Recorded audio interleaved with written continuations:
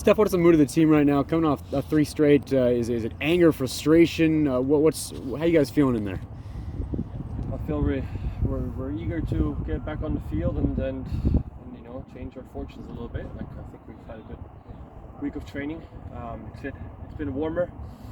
It's made it tough, but I think the guys haven't been shy to put in the work this week, and that's really good to see. For you, not being able to play the last couple, health and safety protocol and all that, how good is it to be back and be able to be out there tomorrow? Yeah, great. I'm excited. It's strange when I was really looking forward to those 2 away games. New stadium as well, and just for us to try to get some more points and move forward. And obviously, first and foremost, I thought we were in exceptional hands with Cleveland. I thought you had very good games in both games. Kept us in it, had some good saves. So great to see that. But I'm happy to, it sucks when you're on the outside and you kind of help as you can. You can write a nice message, and that's about it. So it's better when you can at least train and push everybody in the training field, and then hopefully help out on the weekend as well.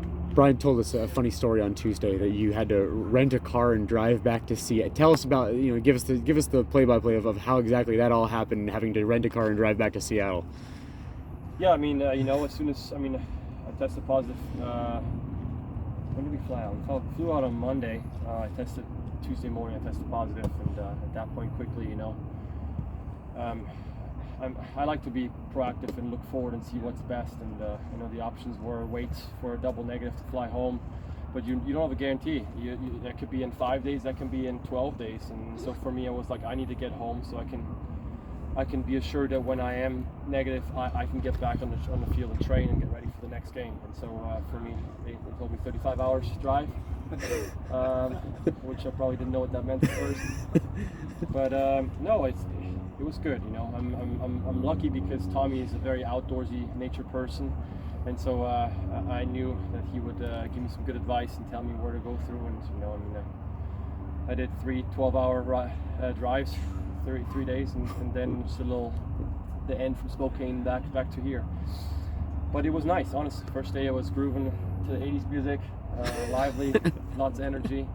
Cut through Missouri all the way to Omaha, and then I think I became an introvert and turned off the radio and just enjoyed the nature. So it was good. I think, especially in today's political climate, where we think everything is so black and white, and either you're red or you're blue. It's nice to see just how different people live in different places, and that we're so much more than just, are you with me or against me? It's a really sad thing in this country that I feel like it's very polar.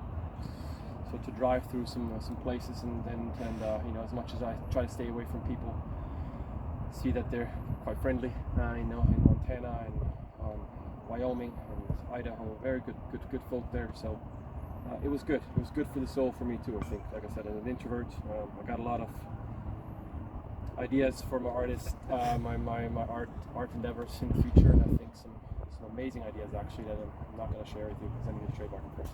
You at least a Mercedes they gave rent. Good car. I had a Toyota 4Runner, and I missed the guy. He served me well, although it showed me an oil maintenance warning every day, and then that scared me a little bit, but I pushed through. So it's good. That must have been a little nerve-wracking to see that warning light come on every day. I did check the oil. Okay. I did get a little top off, but I mean, yeah, if you're in the middle of South Dakota and your car goes down, I don't know what I would have done. So I'm happy I didn't have to experience that. So it was funny. On the air, Brian said there were only, and you said this, there was only 2 choices. There was waiting or there was driving back. But legally you could have flown back. Was that a moral decision, or was that what the team presented? I mean, there's people flying with positive COVID tests on commercial flights all the time. That wasn't even an option. I mean, that wasn't even presented as an option to me, and it wouldn't have been an option for me anyway. So yeah, I guess you can say it would have been a moral decision not to do that. I think that's extremely selfish in a time where I could have been, I have it. I can hop on and pretend I don't have it, but no. I'm happy with my decision. I'm happy, like I said, I think I actually gained something out of it because I had a good mindset going into the drive.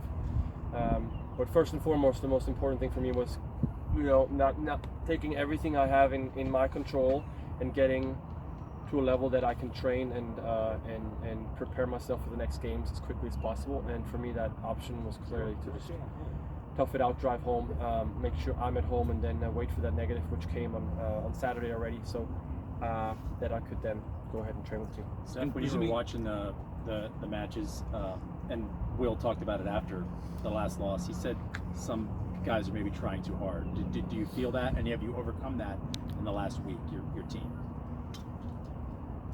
I mean, sometimes it's difficult when we haven't scored in a while. People are trying to score goals and make things happen, all right? And sometimes you need people to try to make things happen, but when they don't happen, then you're going to say that they try too hard, right? I mean, it's difficult. I appreciate the effort. The worst is when people shut down. When it's not working and people shut down and they give up and they don't put in the effort, that's the real issue. And I didn't see that. So as frustrating as it is, it's honestly it's part of every season. Will knows that, I know that, we all know that. It's just every team goes through spells that you know are coming and you try to avoid like the pest, but it just happens and it sucks. You're trying hard and it's not clicking, things are not working the way you want them to, but these are also the moments you grow, find confidence in each other, that the way you fought through a tough stretch, and that will help you in the end run. Maybe to close the book on this, what did you feel very sick during that trip? I mean, I guess that would have been the other risk, is that you would have started to feel sick while you're... Yeah, I mean, the option was also to test on the road and see if I got a double negative early, and then maybe park the car and hop on a flight if that was possible. So we're kind of, trying to be smart at the same time. My wife was awesome and booked me hotels in advance, and I tried to have no contact with people as much as possible, get in my room and not really eat too much in actual places, takeout. And at first I was a little excited, I get to do McDonald's for a couple days. After one meal I was so disgusted with myself. I was just craving a caprese and a chicken breast.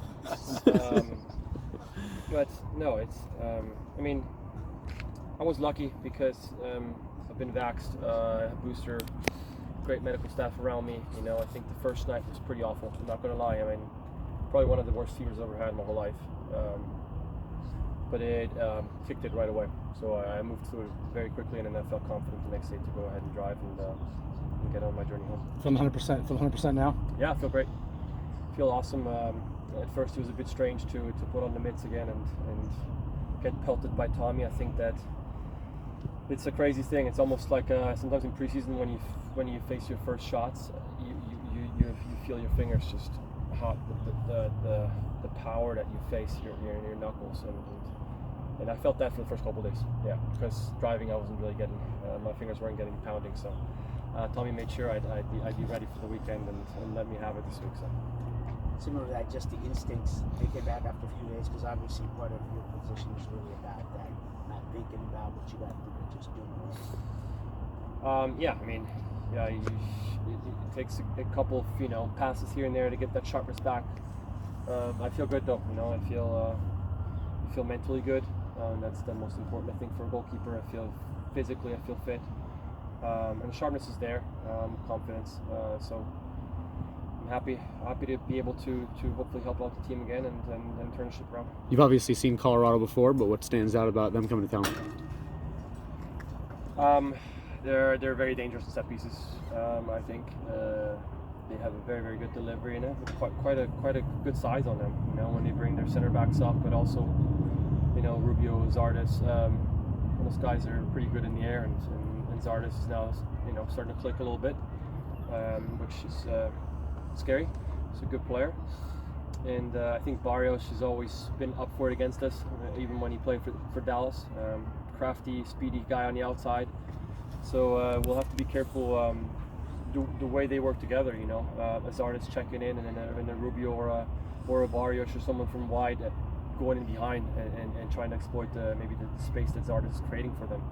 So I think their front four are very dangerous, and we have to be careful. Yeah, it's how you're not going to tell us technically, but that's how important is for the defense to control that space between the back line and the midfield. That space right there, and just to communicate It's a multitude of things, right? Reading the actual pressure on the ball is the first thing.